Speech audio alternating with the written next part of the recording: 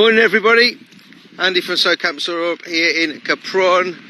Good morning Trisha, I can see you're watching already. Oh, she said good morning. Morning Trisha, good morning to that other person who's watching. Good morning everybody else. Don't forget to tell me where you're watching from in the comments, say good morning. As you can see, it's raining again, albeit it is snowing higher up, definitely snowing on the glacier. A lot of snow fell yesterday, more snow falling today up on the glacier, so that's good. Full snow report tomorrow, Wednesday, with some good news inside of that. But for today, we're going to have a little bit of a rant. I'll just wait until a few more people have populated and tuned in, and then I'll give you the goodies.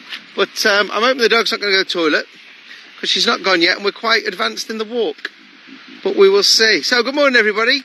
Yeah, so rant time. We've not done a rant on one of these for quite some time, because there's not been a lot to rant about. Although, if you are a subscriber to our YouTube channel and you watch some of the podcasts, you will have probably heard me talk about the family ski teacher, or the dog's going to the toilet, the happy family ski teacher, and how it's an absolute waste of time and money. And that is today's rant, after I've just picked up what looks like Snow White and the Seven Dwarfs that have been spread all over the path. Give me 1 second. I will be back with you in a moment after clearing up the mess. Let's hope the poo bag's not got a hole in it, eh? Right, give us a second, folks. Is that it? Wait. Ooh, I've dropped a bit, haven't I?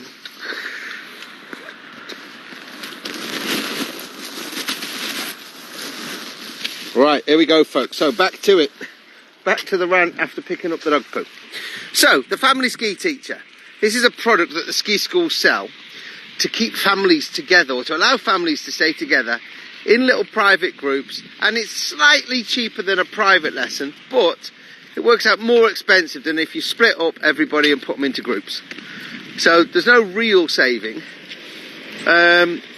Although, this week I have fallen foul of being given a family group, because I actually booked all of the snow camps working with other ski teachers in case something came along that really needed my attention, like somebody who suffered from fear that I would have taken on for the week. But because it's half term, because the snow's not great, there's not many people here who don't need to be here other than families and the Dutch. So anyway, I've got this family, and I messaged them a couple of days ago and said, hello, I'm Andy, I'm going to be your ski teacher. You've booked your lesson for Monday to start at 1 o'clock and finish at 4. It's going to be raining and the snow's going to be horrific for where you've asked to ski. Would you like to change the location, or would you like to start earlier? And after several messages backwards and forwards, they decided to continue with the lesson at 1 o'clock yesterday in the rain, not move to the glacier where there was better snow, etc, etc. I also said, how do you want this to work? Who's in the group? And I was told mum and dad who can ski, 6-year-old, 8-year-old and 10-year-old. Now, this is where these family groups don't work. The 6-year-old is not of the level of the 8 and 10-year-old, and mum and dad can ski. So you have to start breaking it up. And if you're going to start breaking it up, that means everybody gets less time, and they would have been better off just going to maybe group lessons. So as it is, yesterday, we get there, they give me the 3 kids. They've already skied for a day and a half because I got here on Saturday. And I get the 3 kids, and within one run, it's obvious that 6-year-olds' boots are probably one size too big, and also they're not even fastened up. So we skied around for a day and a half in boots that are too big and not fastened up.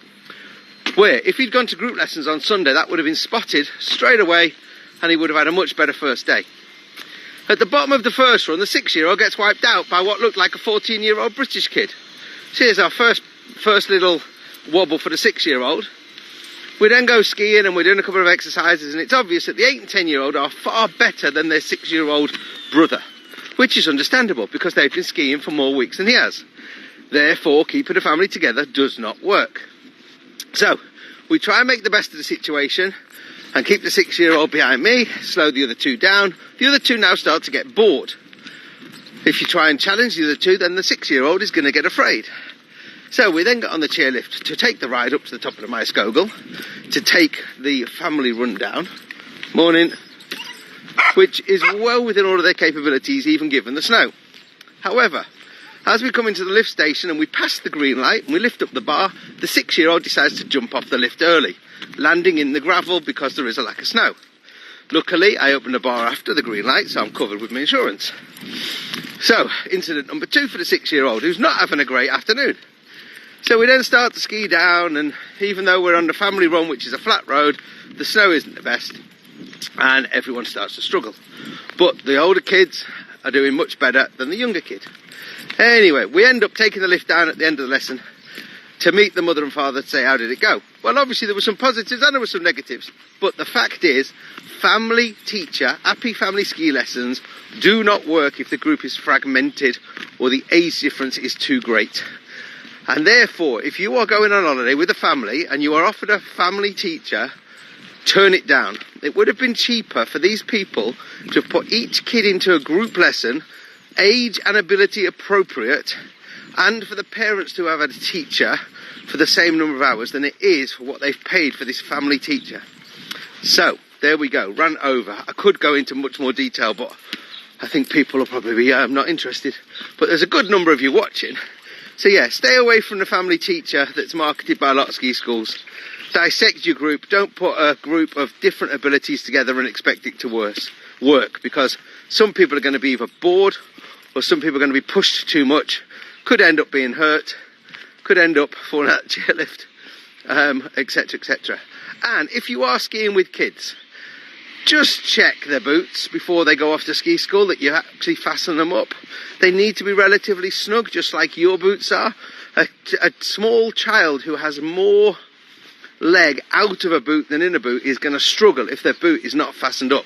And general rule of thumb, if someone looks like they're skiing in the 1950s in a pair of leather boots, and it's actually 2024, then their boots are probably too big or too loose. There we go. Other than that, folks, snow report tomorrow. Some positives coming in at, looking at the forecast. Snowing today.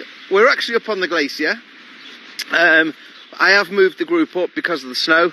It's not worth taking them where they are, or where they wanted to ski.